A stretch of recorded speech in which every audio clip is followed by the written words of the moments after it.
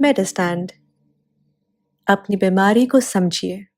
السلام علیکم خواتین و حضرات، پروفیسر عزیز الرحمان میڈسٹینڈ اپنی بیماری کو سمجھے کی جانب سے۔ کیا آپ نے کبھی نوٹ کیا یا کبھی آپ کے جو اسپاؤس ہے اس نے کمپلین کیا کہ آپ بہت زیادہ سنور کرتے ہیں، بہت زیادہ خراٹے لیتے ہیں، اور آپ نے اکثر ڈینائی کیا ہوگا کہ نہیں میں تو نہیں لیتا؟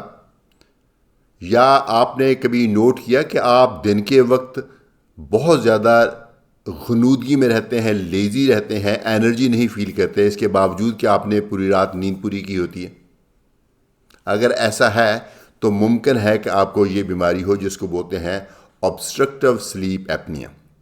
یہ obstructive sleep apnea کیا بیماری ہے؟ یہ تھوڑا سا نام میں اس کا بتا دوں، انگریزی کا نام ہے۔ obstructive کا مطلب ہے جو چیز رک جائے، obstructive sleep کا مطلب ہے نیند کے دوران، ایپنیا کا مطلب ہے سانس رک جانا۔ تو کیا ہوتا ہے کہ وہ لوگ جن کا وزن زیادہ ہوتا ہے، خاص طور پہ جن کی عمر بھی تھوڑی سی زیادہ ہے، اور خواتین میں اس کا چانس اور بھی زیادہ ہوتا ہے مینوپاز کے بعد، تو اگر آپ کا وزن زیادہ ہے تو ہوتا یہ ہے کہ وزن صرف باہر کو نہیں بڑھتا، اندر کو بھی بڑھتا ہے۔ جب اندر کو بڑھتا ہے تو آپ کے یہ جو سانس کی جو اوپر والا پیسیجز، اپر پیسیجز ہیں، ایئر ویز ہیں، یہ تھوڑے سے تنگ ہو جاتے ہیں۔ اور نیند میں قدرتی طور پہ جب آپ بالکل مائنڈ آپ کا سو جاتا ہے تو آپ کے مسل سارے ریلیکس ہو جاتے ہیں۔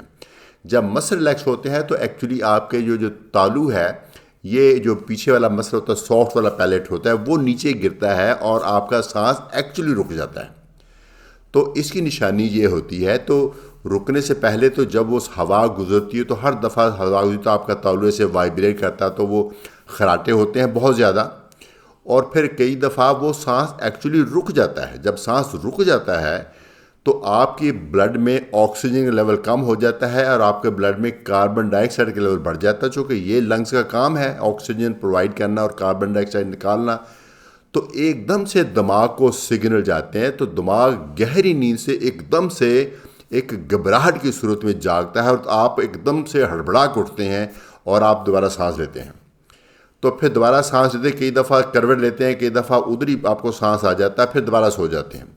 اور یہ عمل کئی دفعہ رات کو کئی دفعہ 100 ٹائم بھی ہو سکتا ہے، اور آپ کو کئی دفعہ اس کا احساس تک نہیں ہوتا۔ اگر آپ کے ساتھ کوئی کمپینین نہیں ہے، آپ اکیلے سوتے ہیں، تو آپ کو اس چیز کا احساس بھی نہیں ہوگا کہ آپ کو یہ بیماری ہے۔ اور کئی دفعہ آپ کے جو آپ کا کمپینین ہے، جو پارٹنر ہے، وہ آپ کو بتا رہا ہوتا ہے، تو لیکن آپ اس کو ڈینائی کر رہے ہوتے ہیں۔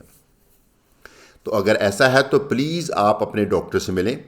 اس کا پہلے تو یہ چانس ہے کہ آپ اس بیماری، آپ کی سمٹم سن کے ہی ڈاکٹر تشخیص کر لے گا کہ obstructive sleep apnea ہے۔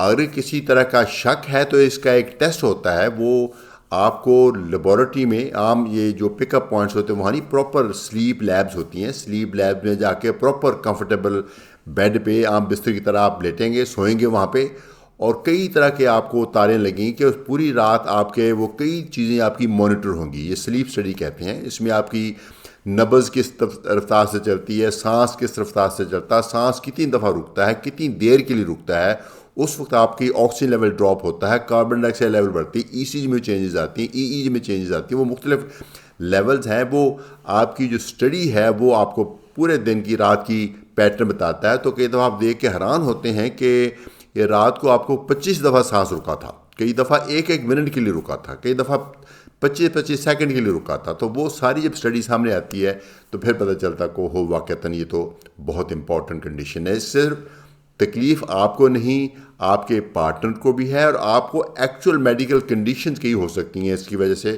جن کو لوگوں کو obstructive sleep apnea ان کا بلڈ پریشر بھی بڑھ سکتا ہے، ان میں خون کی ایک مقدار بڑھ سکتی ہے، پولیسائتھیمیا کہتے ہیں، ان کی ڈائبٹیز بھی، اور کئی طرح کے مسائل بھی، لنگس کے مسائل ہو سکتے ہیں۔ اس لیے اس کا علاج بڑا ضروری ہے۔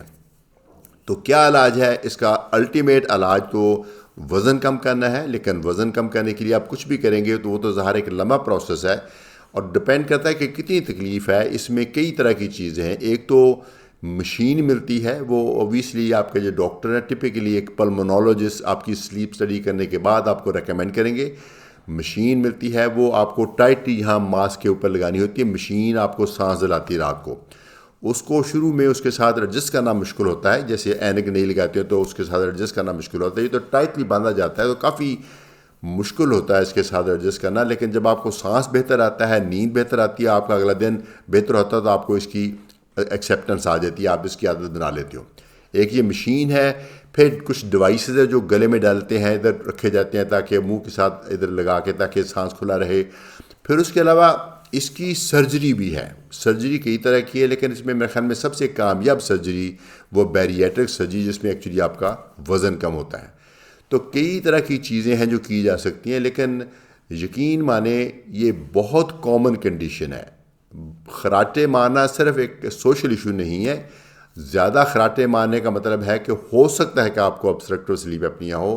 تو پلیز اپنے ڈاکٹر سے ملیں، اپنا میڈیکل ایشو ڈسکس کریں اور اس کا حل آپ کو مل جائے گا انشاءاللہ. امید ہے یہ ویڈیو آپ کو یوزفل لگی ہوگی. اجازت چاہوں گا پروفیسر عزیز الرحمان، میڈ اسٹینڈ اپنی بیماری کو سمجھیے کی جانب سے.